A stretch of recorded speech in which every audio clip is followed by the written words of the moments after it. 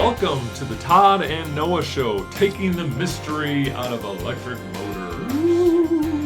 Well, Noah, welcome once again. We've got Noah Bethel, our Vice President of Product Development. Hello from sunny Tampa, Florida. And I'm Todd Gunderson, the Vice President of Sales and Marketing. We're taking the mystery out of electric motors. You call it smoke sometimes, or... Well, we want to keep the smoke in. We want to keep the smoke in. On the ride over, we were listening to some old classic radio. Bob Hope on the radio. Suspense. He was a bad lawyer, wasn't he? I wonder how many of our listeners know Bob Hope. Well, let's hope it's not just us. Let's hope it's more than that. So how have you been? Are you healthy, wealthy, wise? Well, maybe a few of those. I don't think all. Like we say, 2 out of 3 ain't bad. Yes. I think they wrote a song about that. I've heard that song, actually. It was a Meatloaf song. Rest in peace, remember? I want you, I need you, but there ain't no way I'm ever going to That's the one. All right, so welcome back. We've got a great topic this podcast, Rotor. You know, I think it's a crowd favorite, and the reason I think it's a crowd favorite is because it's actually sort of a tangible part of a motor. It's actually moving, right? When a lot of people, think about, motors kind of magical, right? How come it turns on? Well, these invisible magnetic fields in the stator, right? But the rotor's moving, and so it seems like people can relate to it better. It's a crowd favorite. I like the crowd favorite. Yeah, it makes us sound like we're somebody. Rotor's a crowd favorite. Well, we developed these 6 fault zones, and we've already gone through 4 of the fault zones: power circuit, power quality, insulation, stator. Yep. And now we're going into rotor, which is the rotating portion of the asset. Absolutely. So Noah, if you could just give us some things that can go wrong with the rotor. Well, there's a variety. It's interesting. There's a study years ago. It was funded by by EPRI actually, and GE did the study on primarily utility motors, right? And they blamed 10% of motor failures on the rotor. Okay. Right? So we'll keep that in mind as we go through the fault zone, and we'll try to relate that, because there are a lot of things that can go wrong with the rotor. I'd like to see them study that again in today's, with the designs of today, and see how, with more technology available to identify the faults. But the numero uno is cracked or broken bars, right? So if you think of this, and we're going to be focusing a lot on a squirrel cage induction rotor, which is basically, again, steel laminations on the rotor with rotor bars of aluminum or copper design running through it and then shorted at the end ring.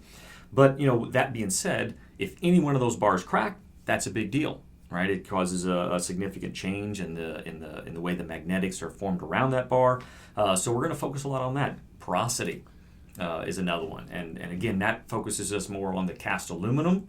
Okay, as far as when you instead of actually forging a bar and laying it into the slot, we can cast rotors as well and fill those rotor slots up with a casting of aluminum. So, but now going back to the cracked rotor bar, I've often gone into motor shops, and when they pull the rotor out, and the pictures that have come to us to develop case studies, sharing customer stories about broken rotor bars, you always see that they're broken kind of at the same location. It's not like you have one on the top of the rotor and then 180 degrees down below there's another crack. Right. They're they little run groups of failures. Yeah, groups of failures. Yes, absolutely. Why is that? Well, and it's very easy to explain. So, like, if you have one of the things that people don't realize is when you start a motor, especially across the line, there are so much current flowing through that rotor on startup, okay, and the thermal expansion is extreme, right? So let's say if you have 24 bars, if all 24 bars are thermally expanding axially at the same rate, no problem. Mm-hmm. But what if you have one with a crack or a high resistance connection? Well, it's not going to have as much current flowing through it. Because it's not conducting. It's not conducting as much, right? So as a result, the other bars are expanding at a higher rate. We call that a differential thermal expansion, tensile stress, and it causes a crack. Well, when that also happens, the broken bar or the bars next to the broken bar have to work a little bit overtime in an effort to make up for the loss. Because the load doesn't change. Load does not give up, right? It's there. So it says, well, let's send more heat and thermal expansion through the bars next to it. Well, what ends up happening is every next bar ends up expanding differently and a thermal differential. And as a result, they crack, the next one cracks next to it and next to it and next to it. So they tend to occur in patches as a result of one affecting the other. But it's a great study. A lot of times they'll mark them with a yellow pin or something. We call it the yellow line disease. So I've also heard of defective rotor iron. What does that mean? So it's kind of similar to our standard fault zone of before.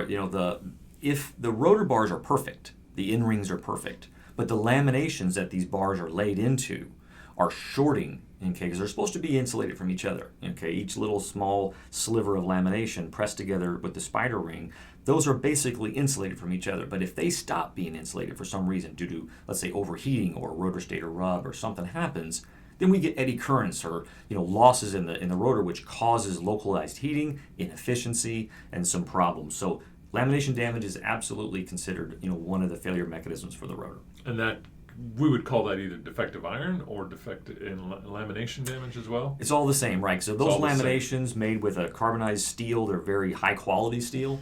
And again, they're there to increase the permeability, to help magnetic fields flow easily. But at the same time, they shouldn't be conducting current between each other. I don't think, this is why we've often, going back to our introduction, develop a relationship with your motor shop, right? Absolutely. So that you can see an actual rotor in the shop, to see all those tiny little laminations. Most people don't understand that they're insulated from each other. Absolutely. A good challenge we like to give to our customers is, if you have not been to your motor shop to see a breakdown, get there. We're not saying you should expect your name over a door or anything, you don't have right? to live there, but unless you spend a lot of money there, right? But yeah, get there. See that even us in the reliability industry, in the motor industry, we learn something every time we walk into a motor shop. Yeah. And so it's a very good thing to practice to do on a regular basis. Well, the old adage, you try to learn something every day. Learn something new every day. It's no different than, like, if you're a homeowner, you do the same thing. If somebody's got to come and look at your AC unit, well, I like to walk around with the guy just to see what he's looking at, see what are the parameters that he's looking at, what should they be versus what are they, and how are they collecting that information. Or somebody, whatever, plumber comes into your house, right. Let's see what he's doing. Yeah. How is he doing that? So that maybe you can take some of that information and use it, next time, or impart it to your next generation. Absolutely. Right. So getting back to rotors, testing motors in the field. What types of tests should we do in the field? Well, if you haven't heard me talk before, one of my favorite recommendations is the inrush No, startup test. let me say, is it? Let me guess. Wait, is it the standard test? So stupid. It's the all-famous inrush startup test. It's the inrush startup test. Tell all. Please, Noah, tell us what the inrush startup test is. That your favorite? It is my favorite. And I always tell people, if I could only have one test of all the tests that are performed by technology, I would take the inrush startup test. And it's so good related to the rotor fault zone. And here's why. When you start a motor, the most stressful time on that motor's life, and no less the rotor than any other part, is why is it stressful? Because it's 7 times. It's seeing 7 to 10 times the current. We're seeing the maximum slip on the rotor, the maximum current flowing through the rotor. Again, once it gets up to speed and the slip reduces, which is the differential RPM between the stator and the rotor, well, now we don't have as much induction into the rotor. We don't have as much current. The frequency is very low. But man, when it starts up, very stressful. In fact, a lot of people don't know this, but you might be seeing, many tons of axial pressure in the axial thermal expansion of the rotor. So it's a big deal. That inrush startup test, it can tell us a lot. So that's one of the ones we really like focusing on. A little bit of intel on what we see out of that is that, if the rotor is developing problems, it's going to reflect a higher impedance onto the stator, and it's going to actually reduce the amount of current that the stator draws. So what's proportional to current? Torque. So if you have a reduced current, you have a reduced torque, it all kind of goes along with it. And you bring up a good point. When doing an inrush, you want a tremendous amount of load on that asset. You want to see how it responds. Kind of like if let's say you're going into the hospital to check your heart out. What are they going to do? You're not going to eat a bunch of yoo-hoos and ding-dongs, are you? They're going to put you on a treadmill, 15-degree level, and put you to a 5 and say, okay, go. Let's see how your heart handles this. It's a better stress test for sure. It's a better stress test than the. I like ding-dongs. Who doesn't like it? Seems like a better choice to me. Ho-hos. What else? What else can we look at here, Noah? Get So back to the rotor. all classic, which everyone kind of relates to, is current signature analysis. Okay. It's still a good tool. Again, like you mentioned, current signature analysis is probably better off, with a little bit of load. However, we always recommend taking it no matter which load you're on. But the current signature analysis is basically looking at pole-pass frequency relationships. So as the rotor is turning slower than the rotating stator magnetic field, that's where induction occurs, and that differential rotation modulates the signal and creates what we call a pole-pass frequency. So that's kind of what we're looking at in terms of that motor current signature analysis. And then if you take it one step further, you can actually demodulate part of that signal and get rid of the line frequency, and we call that a demodulation spectrum. And that takes another look at rotors as well. And then I've heard like speed. We could trend speed maybe. Right. I love that as we jokingly call it a poor man's tool, right? Because without technology, if you can at least identify speed, well, what would you expect to happen? Well, one of the things that's interesting is with speed changes, you need to understand why. If it's a load-driven speed change, that makes sense. But if you're at the same load and the motor's turning slower, that is an absolute telltale sign of a rotor anomaly. And the reason that occurs is that you mentioned earlier, the load torque demand doesn't change. Just because you have a defective motor doesn't mean the load's going to say, oh, I'm going to feel sorry for the motor and reduce the load. That does not happen. It says, I need 1,000 horse, you're going to give me 1,000 horse. Well, for a motor with a defective rotor, to deliver 1,000 horse, it has to reduce the speed, which brings it up in that speed torque curve and allows it to deliver the same amount of torque. So speed's a great indicator. Yeah, and going back to your inrush startup, which I know is your favorite test, current oscillations is what you look for. And the best part about it is you can take that inrush test and the motor can be running. It doesn't have to be at the inrush. Right. In fact, if the motor's already running, and it's still a great tool because what it does is an RMS envelope of the current, which is basically a direct indication of the torsional loads on the motor. Well, you should at some point have a baseline. You know what the normal torsional loads are. So that RMS envelope, we call it a process analysis, tool. It modulates at a certain percentage. But if that deviation doubles or triples, well, now you have an indication that at normal load, we're seeing some variations that are not machine driven. So what about offline? Let's say the motor's not operational. What can we look at offline? Right. So one of the things we've talked a lot about in many fault zones is an inductance measurement. And we're going to talk about it here as well. It's an AC test sent through the stator windings, but the rotor and the stator work very close together. We've mentioned it like this transformer, sort of relationship where the stator is the primary and the rotor is the secondary. Things going wrong with the rotor are in fact reflected onto the stator. So with the inductance measurement of the stator windings, if you manipulate that rotor field, even in an offline situation, when you shut it down, there's still a residual left on that rotor, and that has a tendency to affect the stator inductance. If that inductance changes, there needs to be a reason why. And what's interesting is the inductance actually goes up of the stator. Right. So when we were looking at the stator podcast, we were talking about turn squared was the dominant factor when we would see a change in inductance. Right. But when we're talking about the rotor, we're really looking at permeability, are we not? Isn't that the factor in the equation that changes? Absolutely, because with the rotor fields combining with the stator fields, you are manipulating the permeability of that region, right? And so as you have rotor defaults develop, you're certainly going to influence that stator inductance and that stator permeability. So the inductance value is going to be, a direct indication of changes to the rotor. In the permeability. Absolutely. And so the RIC that we would do, how would that, like I said, the rotor influence check is very defined for what a stator would look like and what a rotor would look like. On a rotor influence check for a rotor anomaly, we would expect that anomaly, and I've heard you say it like this, that if you have, say, 3 bars and 1 bar is cracked in the middle, and it acts as a sink now, right? It does. Right. So that field does not collapse. Exactly. So in a normal offline environment, when you shut that motor down, the steel itself, right? We talk about the laminations on the rotor. That's the ferrous material that stores a magnetic field. That magnetic field, just like putting a paperclip across a north and south magnetic pole, it'll collapse that magnetic field, right? So it's not as strong anymore. It's like shorting out a magnetic field.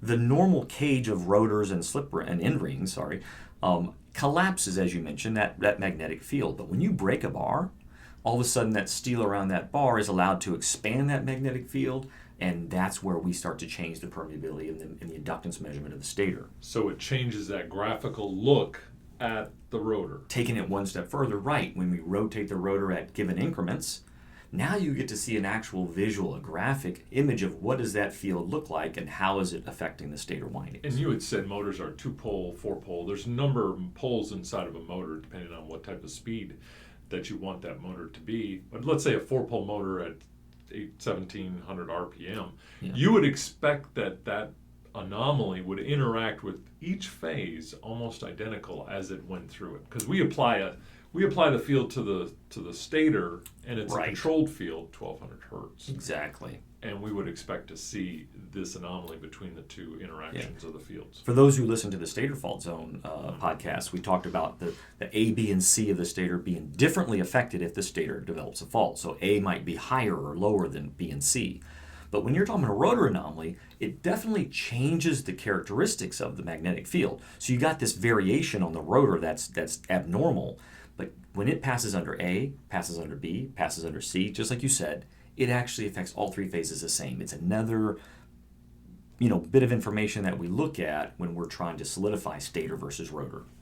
So let's say this was out in the field, that we can do this offline, online. What if the motor's back at the shop now, that they pulled it out? How can the motor shop do their testing and confirm what's going on? So motor shops, again, have this advantage of taking things apart, right? So when they they remove Kind the of rotor. visually look at it for big what? time. Yeah, because you'll see them, they'll be tapping the rotor with a hammer, listening for different sounds.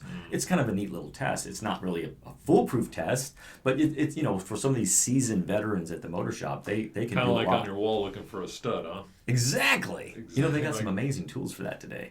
Do But they? yeah, we need to go to Home Depot. It's really something. Let's do this. Let's do this. That's right. That's I Got love many that. of those buckets at home. Ah, yes. Amen to that. So yes, in a shop, when they take things apart, you hear a growler test is a very common phrase, and what they do is they basically take this growler, which is basically a magnet, an electromagnet, and they place it on the rotor, and it induces fields into the rotor itself.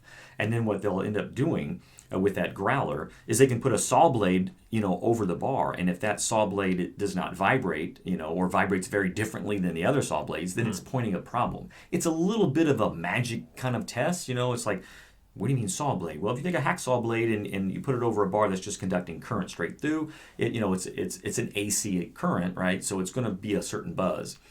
But if you break that bar, now you're inverting the positive and negative signal significantly differently. All of a sudden, that saw blade starts to buzz very differently and much more dominant. So it's an old school test, but it's still out there. Now, with that same growler, we like to mix it with a mag particle test. So now you got a piece of paper basically with floating magnetic particles inside it. Like an Etch-a-Sketch. It's like an Etch-a-Sketch. It's a great analogy. So you energize this rotor with this growler. It's got current flowing through a good bar. Guess what those little magnetic particles do? They line up on that bar. So you got a nice dark line through the location. But guess what happens when you have a bad bar? Well, they don't line up because there's no alignment in the magnetic field. So you got a black line, nothing, and then black line, black line, black line. It's very simple test, very visual. We like that part of it. That's a pretty big deal. And again, as we have always said, if you've got the yellow line drawn on your rotor, it's the yellow bar disease. Kiss of death. And you don't want that. All right. What about quarter voltage tests? I've heard about that. How do you do that? A quarter voltage test, I really like that, and it can actually be done in the field as well. Okay. So, what you do basically, let's say for a 460 volt motor, 1/4, that's 120, just happens to be what comes out of the side of your wall, right? So applying a 120 volt signal directly into a single phase on the stator, right? So you got three phases. If you go from A to B with this 120 volt signal, it's still going to induce a signal into the rotor. Well, now you clamp an ammeter over this 120 volt signal source, and you measure the current. With that, let's say you get X value of current. Then you start rotating the rotor slowly. Well, as long as the bars are healthy, you'd expect a very small variation, from bar to iron to bar to iron to bar to iron as you're turning it. But in the event you have a broken bar, that current changes dramatically. So, and keep in mind, you're only on one phase, right? So as you're turning that, and that broken bar goes underneath that phase magnetic field from the stator, which we've just energized, well, that current will change. More than 5% variation in that current signal indicates a potential problem with the rotor. Okay. So thank you for that. You were able to give us kind of what can go wrong with the rotor, cracked bars, porosity. You were able to go through the tests offline and online, rotor influence check, motor current signature analysis, in-rush startup, of course. My How do we not put that first? Numero uno. Number one test. And then went through the tests that you can do in the shop itself with the magnetic particle discharge or magnetic particle test. Quarter voltage test, you said you can do that out in the field. A growler test. Now, let's put all that to the test here when we go through. I want to have you kind of guide us through a case study. Excellent. On the rotor fault zone. And this sounds ominous because it's designed to, this motor application is designed in a mining operation, but it's a couple miles below the Earth's surface, so it's got to reduce the water table so that you can get at the minerals. So it's a relatively critical motor. Water in a mine sounds very scary. Sounds scary. I don't think if it fails, you just can't. I don't think it's oh my God, get out! If you're going to drown, right. Hopefully it's not to that level. But you won't be able to mine the resources what they're after. The motor has experienced spurious trips, so you don't want that to happen. Spurious trips they're very difficult to plan for, and it disrupts operations. Nuisance tripping, some people call it. Yeah, nuisance, spurious tripping. It has some people call it even worse than that. Yeah, they call it a lot of adjectives. A lot of adjectives to explain what's going on here. Yes. You need 3 weeks to replace the motor. All right, so this isn't something that you can go into lightly when you're proposing 3 weeks of a potential shutdown. You don't want to be guessing. You don't want to be guessing. You want to Easter egg this. You want to have a known source of information before you make your decision. How would you troubleshoot this motor online? What would you do? What are some of the tests that you would go through? Well, given this being a pump, hopefully they can manipulate the operation of it and do what I always suggest is an in-rush startup test, right? Now, maybe not for in-rush though, but for if it's running. Absolutely, because even if it's already running, you can hook it up, do that, look at the RMS envelope, and see what kind of torsional changes, what kind of variations we're seeing for normal load. Pumps are centrifugal pumps, right? So in this situation, sometimes there are positive displacement pumps, but rarely in an industrial setting like this do they need a positive displacement pump. So with a centrifugal pump, you don't expect a lot of load variations. It should be a relatively smooth, variation. But if it starts to change dramatically, if we're looking at amperage swings, right, that's a problem. Absolutely. What else? So that's number one. Of course, because we're on the rotor fault zone, current signature analysis is always a tool that we want to look at. We want to look at the amplitude of that pole pass frequency sideband to the line frequency. Industry, recommendations, if that pole pass frequency sideband is elevated to within 36 dB of the line frequency, you've got a problem, right? So, if it's down around 45 or more of you may have multiple problems in that motor. You could have multiple problems, absolutely. So the current signature analysis, look at that pole pass frequency is important. We also like to look at the fifth harmonic, right? And as long as it's a 4-pole, 6-pole or higher, again, we're kind of ignoring the 2-pole motors here for that fifth harmonic. But the fifth harmonic basically is a great indication and another solidifying variable that says, hey, there's an inversion in the magnetic flux at a certain point in the rotor that shouldn't be happening.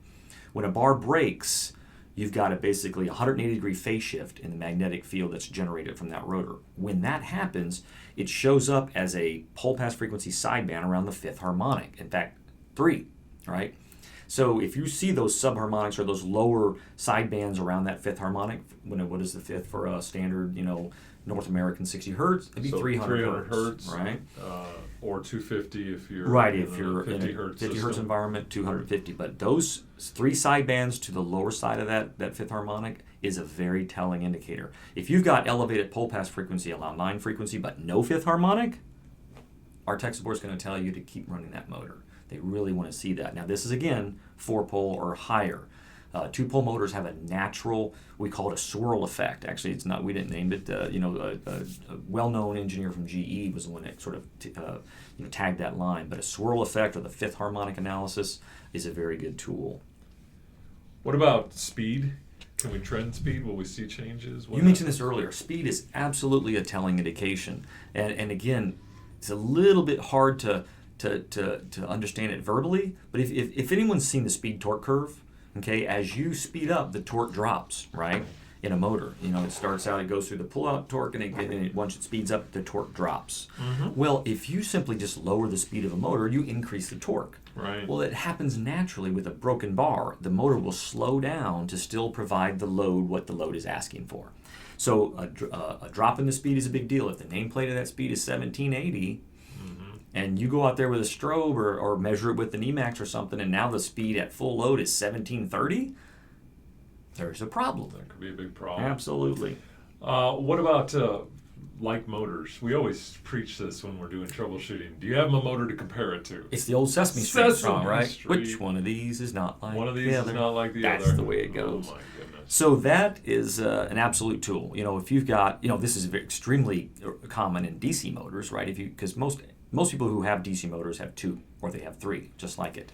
Doesn't always happen in an AC induction world, but if you have another motor like it or an identical motor, you've got a very good tool for comparison. If 2 motors doing the same thing at the same load and one's turning 10 or 20 RPM lower, man, that's a telltale sign, right? So absolutely, comparisons is an absolute tool. What about vibration data? We couldn't take any vibration data in this case. You would recommend vibration data, but you can't get to it. Absolutely, it's a accessible. ladder indicator. When I say ladder, I mean it's going to be later in the stage of failure before vibration starts to really be a dominant indicator. Okay. But it's still a great correlating tool, and yes, absolutely, we like to see it. In this case, we didn't see any. So all of the steps that you just described were taken with respect to this motor, and all the signs were we have elevated pole pass sidebands, we had fifth harmonic activity, we had current oscillations in the inrush startup process analysis tool. And so the decision was made to, listen, we've got to pull this motor. It's too many spurious trips or nuisance trips. So it was time to pull it and shut it down, do some offline testing. Absolutely. Right. And what we found were 9 broken bars. Dang, that's a lot. Inside that motor. And one was just millimeters away from a very close component. We just talked about this fault zone. That would be the stator. Yeah, so air gaps nowadays are very tight specs. In the past, you used to see a pretty wide gap between the rotor and the stator, but they've really shrunk those down. So absolutely, any minor fault where a rotor bar comes out. And you bring up a good point with the whole distance to the stator and the rotor, because the design of the rotor becomes a big deal, right? Yeah. So if you think about, every time your motor goes to the shop, one of the things you want to do is add to the birth certificate, as we like to call it, how many bars. That's a key piece of information. What is the bar design, right? Because if you think about a rotor, it can be either closed bar or open bar design. And by that I mean if you simply look at a rotor and you can't see the rotor bars, it's a closed bar design. The rotor bars are inside the steel laminations and they're not at the surface. But if it's an open bar design, you can actually see the bar running through the steel laminations. Well, just like you mentioned, if that bar breaks and starts to squeeze out of that slot, it has a tendency to cause secondary damage, flies into the stator. Now you've doubled your damage and doubled your cost at least. So what are some operating procedures with broken bars, right? Because we said it's a 3-week, maybe we didn't have a replacement in place just yet. So what about the situation where this is a critical motor, but it has to be remanufactured? It's going to take 6 months to get here. Tell me procedures with broken bars. Well, earlier we said the most stressful time of a motor is during the startup, right? So for sure, if you can minimize the starts and stops, you minimize that severe thermal expansion and stress on a motor. Once it's up and running and delivering load, even though if it's a broken bar, you're going to see oscillations, but you don't have that huge stress that you get on startup. So minimize startups as much as possible. I always hear people say minimize load fluctuations. That's hard to do, is it? It's almost impossible. Yeah. But if you can, you would want to do it. So in other words, a lot of times if you have a dual motor process where one motor's sort of taking the load and the other one's sort of filling in the gaps, you'd rather this one be steady Eddie. You don't want it to be the one that's changing to satisfy a varying demand. So if possible, it makes sense to try. Yeah. Increase the monitoring frequency would make sense. I mean, how quickly is this going bad? We do have standards that we follow as far as the dB differential down. See how quickly that's changing. It might, raise or lower the severity and the need to take action. You could almost put band alarms around the pole pass frequency and then just kind of measure how is it changing over time. Absolutely. Because you'd mentioned 34 dB or something 36. like 36 dB. Well, before it gets to 36, it's starting somewhere, so you Right. can trend that. And it pole shouldn't pass. be, operations complaining about this performance or someone saying that motor's having a hard time start up. You should have these band alarms set. You should have them so at some point when that value turns yellow, it's telling you something. The pole pass amplitude has changed to a point where now it's higher than it used to be. Let's go ahead and flag it. Now we can increase frequency. We could have possibly got this thing fixed long before we got into a situation where now we're up against the production demands. Right. So Or before the bar falls out and Worst case interacts scenario. with the stator. Right. So what about, which kind of rolls right into know the rotor design, right? This is where you develop Absolutely. that relationship with the motor shop to kind of say, well, what do I have? How many bars do I have? Exactly. And what's the design of that rotor? Well, and a lot of people say, well, why does a bar come out? Well, again, in an open bar design, what happens is when you break that bar, we like to say current finds a way, right? Current is going to find a way to flow, and unfortunately it flows through the lamination tips. So right where the bar runs through that open slot, the tips of lamination start to burn up and open that slot up. It literally almost burns open. And with the excessive heat, expansion, now you have the ability for that bar to fly out. And if it's a two-pole motor, high centrifugal forces, it doesn't take a lot to throw that rotor bar out. Okay, so thank you for all the information that you've delivered to us for this podcast on rotors. As we mentioned, we went through all the different faults that can happen, or what types of problems that can happen with the rotor. How do we test it offline and online? You helped guide us through a pretty complicated case study with a critical asset to keep that water table low. So as always, we thank you for your expertise and what you bring to the table, Noah. Happy to be here. And once again, we're happy that we were able to impart some knowledge on you. And next time we're getting into our last but not least fault zone, which would be final fault zone. the final frontier air gap. So we hope that you tune in for that. Once again, we thank you for listening to us, and we hope that you learned something today that can help you make a better tomorrow. Until then, till we hear from you next time, you guys stay safe, and we'll talk to you real soon. Thank you for joining us for this episode of the Todd and Noah Show. We will be back for another episode very soon. In between, we hope to see you in the Mobius Connect online community where you can network, learn, and share with Todd and Noah and other industry professionals at mobiusconnect.com, and we will see you there soon.